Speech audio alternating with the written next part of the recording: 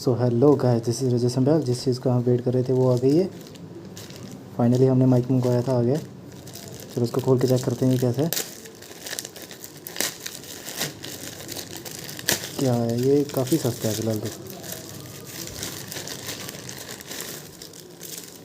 तो ये कुछ ऐसा है, टेपिंग वगैरह हुई है इसको।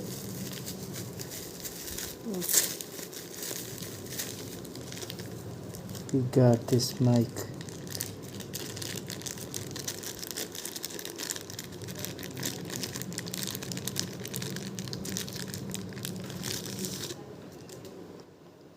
तो फाइनली ये माइक है हमारे पास लगाने के लिए।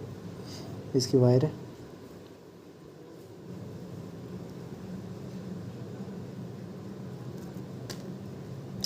वो फ़िलहाल काफ़ी लंबी है, तो ये परफेक्ट है। अब नेक्स्ट वीडियो बनाएंगे तो इस पे बनाएंगे, तो देखते हैं कैसी आवाज़ आती है। तो थैंक यू।